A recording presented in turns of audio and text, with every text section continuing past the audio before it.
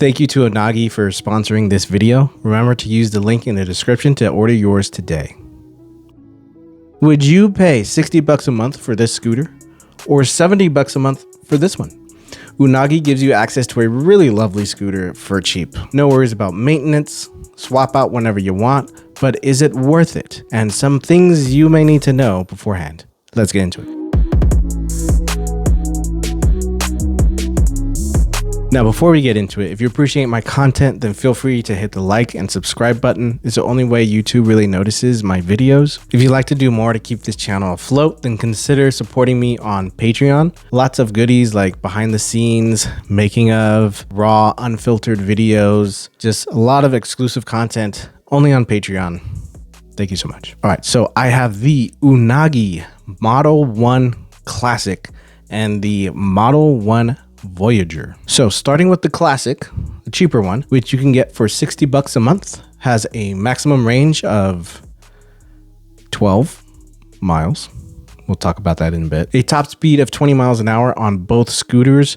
Keep in mind, you need to unlock your scooter with a literal cheat code to get it to actually do 20 miles an hour. 800 watts of power on the Classic. It only weighs 28.5 pounds and both are super easy to fold and unfold with just one click. On the Classic, you can charge to 80% in 35 minutes and max payload is 220 pounds for both scooters. Now, the Voyager, which is their most popular scooter, gives us a maximum 25 miles of range according to their website. We have different range estimates on their app.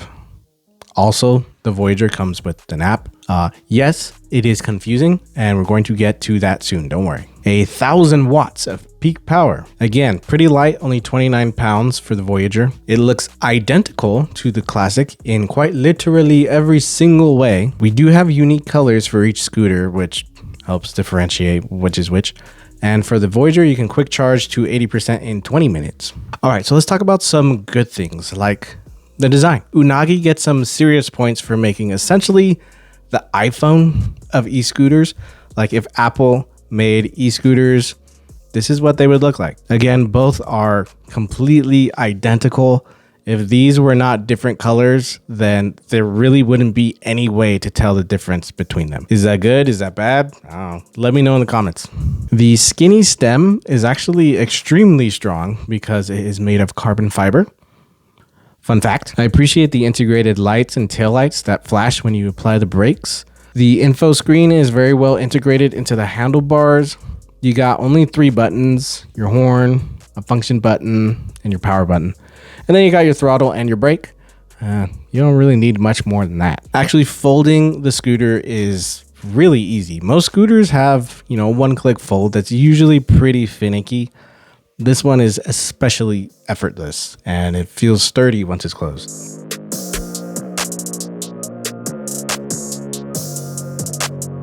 Another good thing about these scooters is it's a really nice ride on both of them.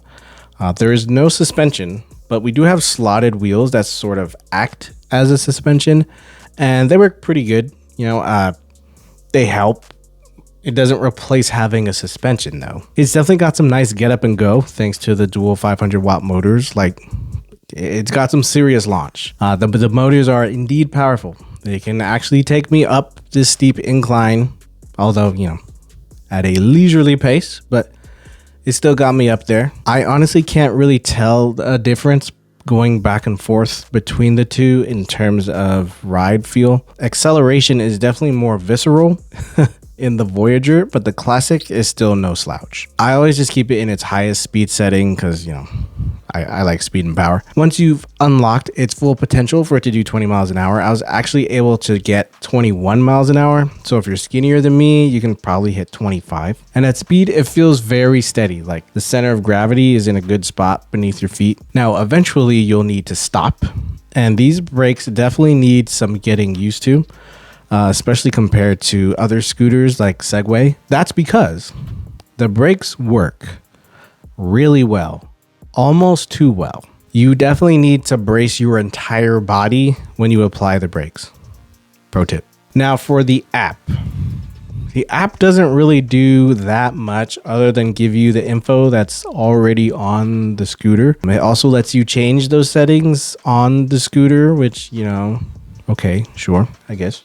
I have to be close to the scooter for the app to work anyways, so I can just change the setting on the scooter myself, but you know, now you have an app to do it as well. The main feature of the app that makes it worth anything is the range estimate. You input your weight and if you're going to be going over a lot of hills or not, and it will take into account your current settings and give you the range it thinks you'll get.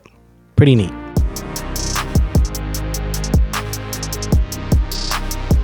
Well, there's things I can and can't say on YouTube. Patreon has the full unfiltered version of this review, so feel free to check that out. Thanks. But for improvements, I mean, range? I mean, 12 miles seems pretty low. That might be barely enough for some people, but you will absolutely be feeling that range anxiety. In my experience, I was only able to get 10 miles on the Classic before the scooter completely died and we had to push basically a 30-pound scooter manually. Now, this was on a completely flat surface, no hills, with minimal stop and go, so results may vary. With the Voyager, the app offers a range estimate, as I mentioned earlier. Now, my concern is that with the parameters I have set with 100% battery, the slowest speed limit, no hills, and a rider weight of 100 pounds, which, by the way, is the weight of a child, not an average adult.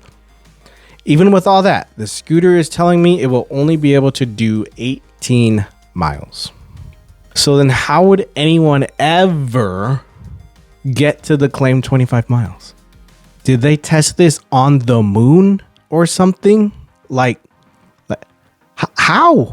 So I asked them to please just make the math make sense, because the math is not mathing, and didn't really get an answer.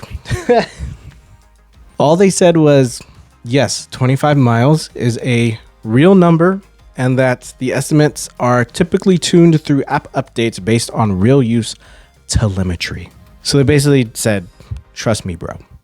I don't even know how to test this because I'm not 100 pounds and I'm not going to hire a child to do this for me due to current labor laws in California. So I guess we just have to take their word for it. In my own testing of range for myself, I got 19 miles max. So yeah, that needs improving.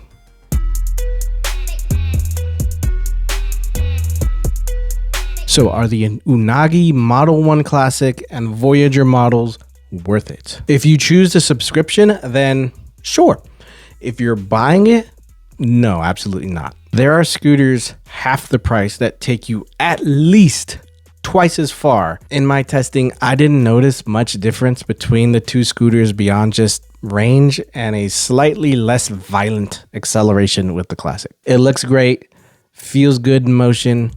If only its range on both scooters matched everything else about it. So understand that your results may vary wildly in terms of range, but if that's worth $60, $70 a month to you, then why not? If you live in a relatively flat city with a commute less than 10 miles, then I can easily recommend both the Classic and the Voyager. Beyond 10 miles, you're pushing it. You're really pushing it, which is such a shame because it's wrapped in such a wonderful package. What do you guys think of the Unagi Classic and Voyager scooters?